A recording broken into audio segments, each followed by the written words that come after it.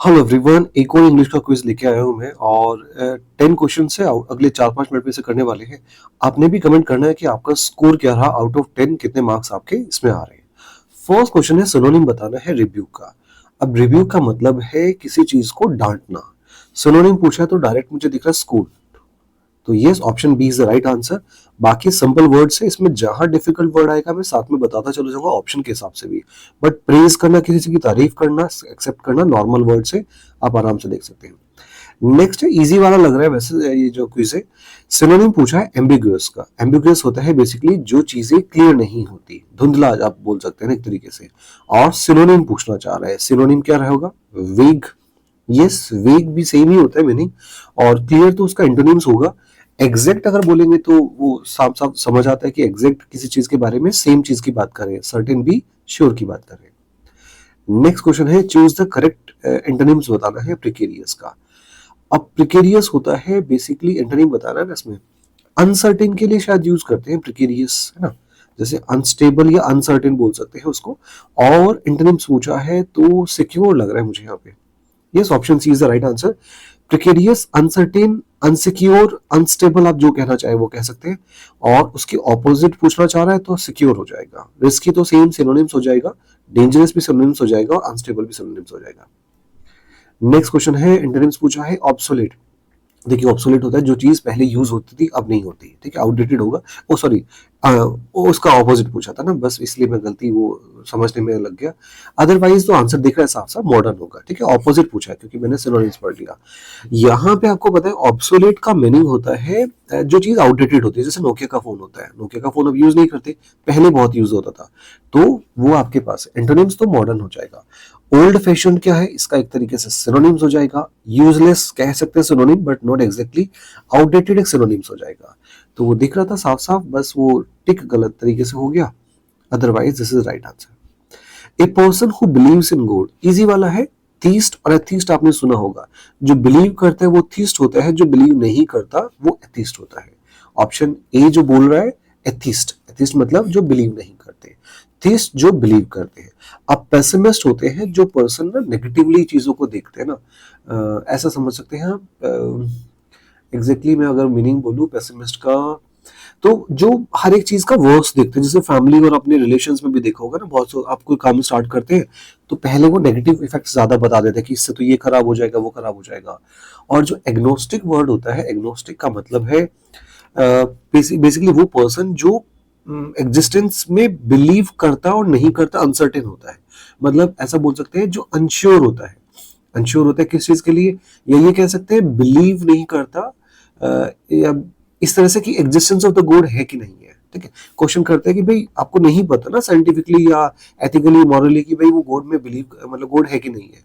तो जो बिल्कुल ही बिलीव नहीं करता वो एथिस्ट हो जाएगा। जो पूरी तरह से बिलीव करते हैं वो थीस्ट हो जाएंगे।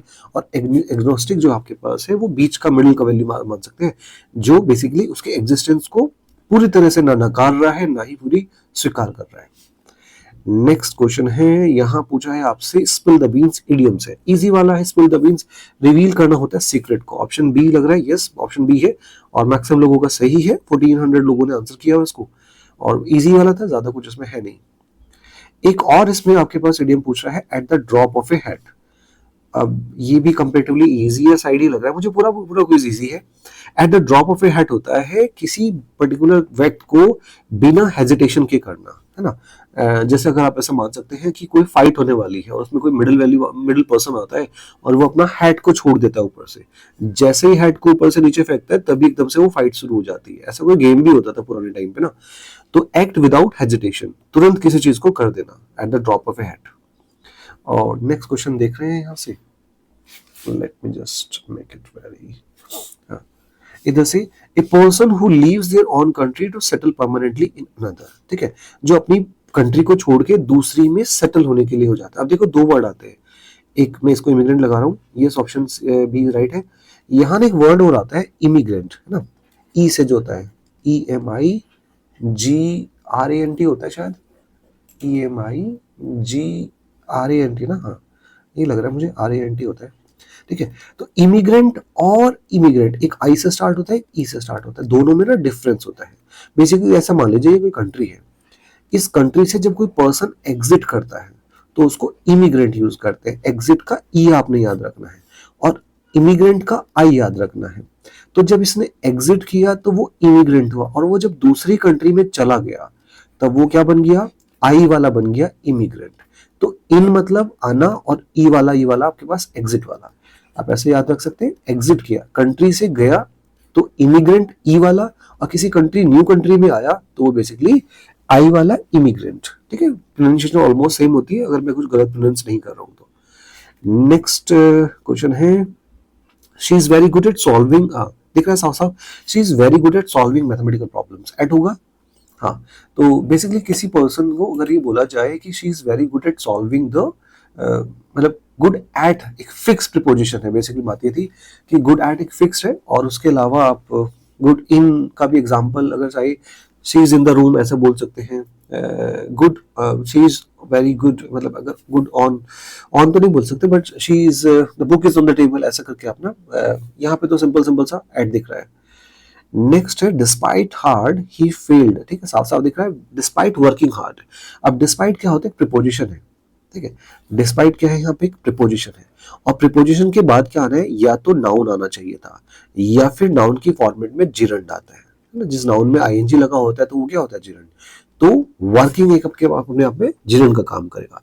तो despite working hard he failed the pass the examinations. ठीक है, तो इस तरह से वर्ड थे। आईओएस 9th हो गए, 10th हो गए। हाँ, 10 आपकी क्विज हो गई है, और आपको बस कमेंट करना है कि आपके कैसे मार्क्स आए इसमें आउट ऑफ 10। और इस तरह की बहुत सारी क्विज मैंने चैनल पे बना रखी है, आप जाके देख सकते हैं। बाकी इसके अलावा मैथ्स के क्वेश्चंस मैंने डिस्कस किए हुए हैं, सीसेट को लेके, एसएससी को लेके और सीयूटी एग्जाम्स को लेके, वो भी आप देख सकते हैं। अगर आपको वीडियो पसंद आती है तो अपने फ्रेंड्स को शेयर कर सकते हैं, और चैनल को प्लीज सब्सक्राइब कर लीजिए, it motivate us. Thank you very much, have a nice day.